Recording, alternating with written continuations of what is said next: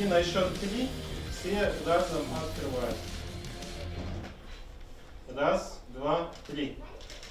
Мындай эч качан болгон эмес. Кыргызстандын футбол боюнча курама командасы Азаттыкта атайын келип отурушат. Сүрөткө түшкөнү, маек бергени, фотосессия уюштурганы. Биз дагы ат жалында булардан дагы интервью алып туралы. Азыр команда бир сыйра чечинип алалы деп бир сыйра формаларды кийип атышат. Андан кийин ар биринен маанайы тууралуу дагы кабар алабыз. Хорошая студия. Я раньше в таких не бывал. Вы первый раз, да? Да. Эмне ден соолук эмне болуп атат? Оюнга чыкпай калдыңыз. Эми сезон аябай татаал болуп атат мен үчүн. Анткени өмүрүмдө болгон жаракаттар быйыл чыгып атат. Мисалы ошо азыркы учурда ошол артта оң бутум бул жер кичине акыркы оюн алай менен ойноп атканда ошо чемпиондук оюнда кичине жаракат алып, ошодон келин азыр эми 80% даярмын, 100% даяр эмесмин. Фотосессия канчалык команданы бириктире алат? Билбейм, биз постоянно эле бирге жүрөбүз. Фотосессия же сбору постоянно бирдейбиз. Бириктирет деп деле ойлойм. Бул биз эле эмес, бул бүт дүйнөдө футболчулар, командалар, курама командалар даярданганда ошолордон өтүш керек бул деген маркетинг. Фотосессия канча көп эле келесиз? Жок, вообще аз эле келем мен. Негизи келбейм ооба. Смотрите, можно сказать, что фотосессия это часть тренировок? Ну, я бы не сказал бы, я бы не ездил на эти фотосессии. Говорят, после фотосессии вы едете в аэропорт, встречаете сборную Таджикистана, дальше у вас совместный банкет, и завтра тоже гуляете, да? Не, ну конечно, только если две команды вместе будем. Вместе будем. Да. А так нельзя. Не, так нельзя, так нужно готовиться. Давайте. Месси же Роналду. Роналду. Азаттыкта канчадан бери иштейсиз? 4 жыл. Кандай жумуштар жакшы? Жумуштар жакшы, өзүңүз биз жүрөбүз, келмей, кетмей.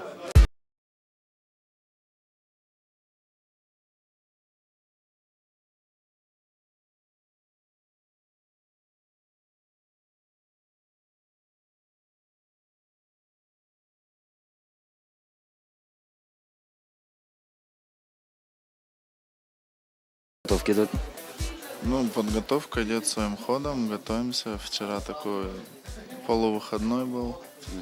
Сегодня я, как вижу, совсем выходной.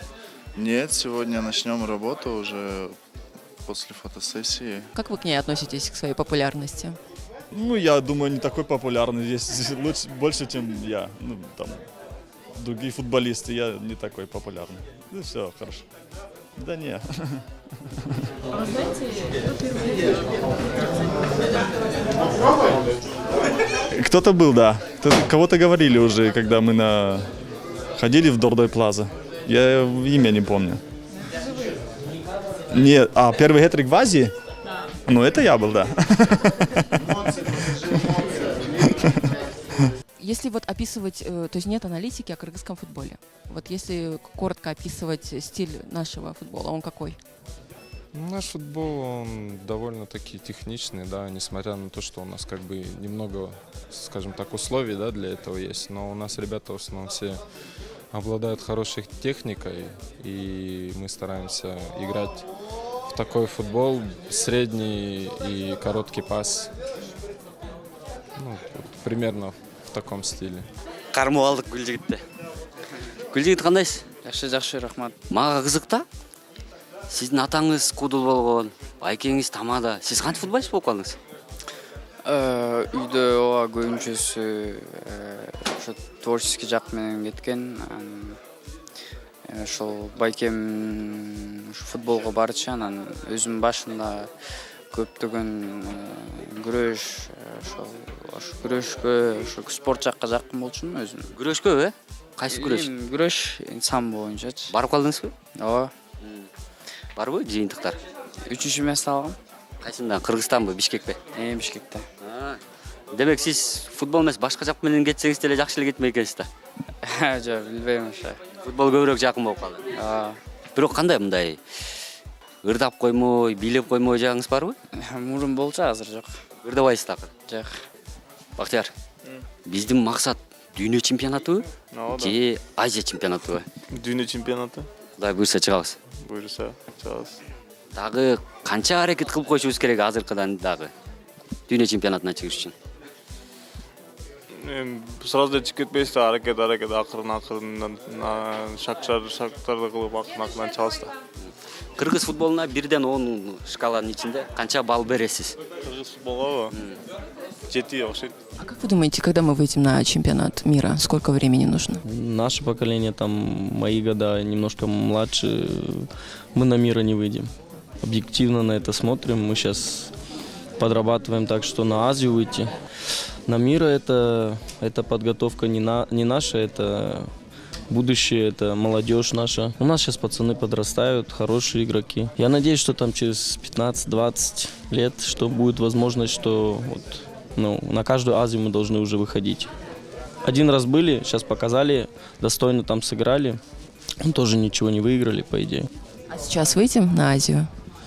У нас задача такая, и мы в эту сторону, как говорят, стремимся. Мы хотим, нам надо, мы должны. Сизи таң калтырды Тажикстан Мьянмага утулуп калганы? Өтө деле эмес, анткени өзүбүз деле Мьянмада ойногондо биз деле аябай ал жакта аябай мындай башкача, аябай кыйналганбыз. Биз деле 2-0 утуп атып, 2-2 болуп калган 2 жолу 3 жыл мурун. Ошон үчүн түшүнүп жатканбыз, что Тажикстанга кыйын болот. Мен Белоруссиянын мындай премьер лигасына деле көп кызыкпайм да, карабайм деле. Кандай ал жак? Жакшы чемпионат. Сиздердин клуб азыр канчанчы келатат? Азыр 8-чи местада. 16 команданын ичинен. Жакшы ойнобой атасызбы? Жок, ойнотабыз, аракет кылып атабыз. Башкалар ойнобой атабы? Ойноп атат. В игре со сборной Японии что нам не хватило? Реализации моментов. Это единственная ошибка? То есть упущение? Это, конечно, мы практически ничего не дали создать японцам. Таких прямо только в первом тайме один момент, там, когда он вывалился и все. А так только 2 стандарта. И забей мы свои голы в первом тайме, в начале тайма, в середине тайма. У нас был момент в конце второго тайма хороший. Ну, по моему мнению, была почти равная игра. А вы ожидали, что будет такая игра? Но мы готовились к этой игре. Мы поставили то, что мы можем поставить японцам.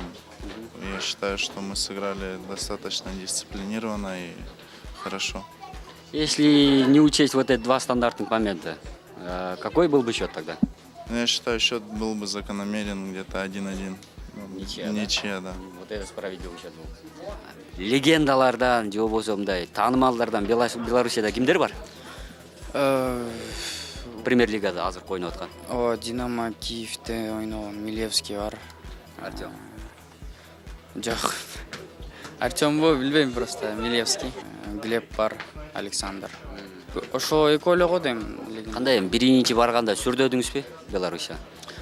Сүрдөдүм, сүрдөп өзүмдү көрсөткөнгө аракет кылдым. Ошол. Тажикстан менен эми жеңиш өтө маанилүү болуп турат да. Албетте өзүңөр билгендей биз Тажикстанда 1-0 утулуп калдык. Бул принципиалдуу оюн. Биз оюмча баардыгыбыз мындай өзүбүздүн 200% жоопкерчилигибиз менен бул оюнга келсек, ошондо албетте 3 упайды алабыз. По всему миру заработная плата футболистов – это открытая информация. Кыргызские футболисты об этом не говорят. Почему? Потому что, я думаю, стыдно, если так честно сказать, если кыргызский футболист скажет, сколько он зарабатывает и сколько зарабатывают другие футболисты в высшем чемпионате, в котором играют, это равнять невозможно. Что в сомах платят, там в тысячах, в других странах в долларах, в евро. Так что это, может, об этом не разговаривать лучше. Конечно, я понимаю пацанов, что не хотят об этом разговаривать.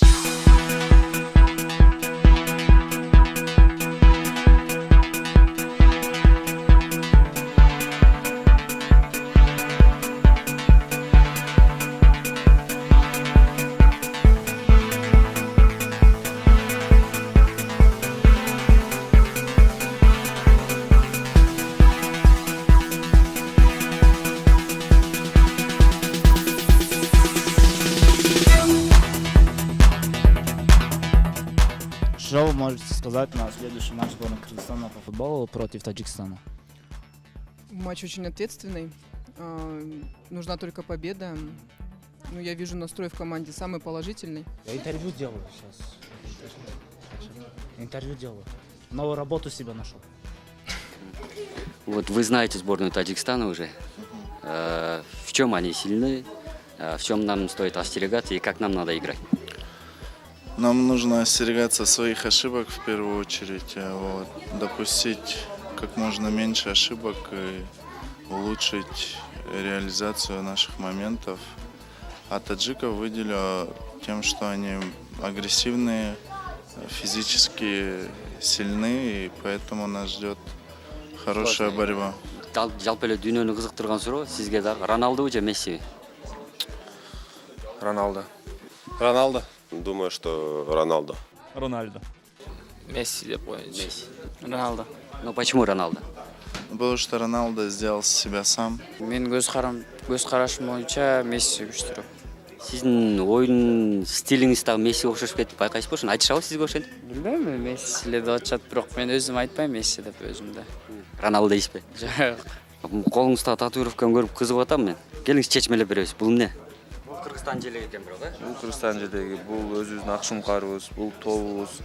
Эми бул жерде өзүмдөн уже Капитанов, Майсол. англисче билесизби? Англисче. Ошондо не болуп калат, соул деген. Ошондо. Жан дүйнөм менен капитанмын деген мааниде. Ички дүйнөң менен болуп калат да. Бул деген футбол эмес, бул жашоо боюнча ошондой өзүңө максат койгом да. Ну, что-нибудь пожелайте кыргызстанцам? Пожелаю приходить как можно больше народу на стадион и поддерживать наш. Полный стадион же пришел. Ну пусть еще, значит, строят больше, чтобы больше людей приходили. Вот. Ну и, конечно, оставаться дружными всегда. Спасибо большое. Вам тоже. Удачи в игре. Вам тоже. Мне надо чуть отойти.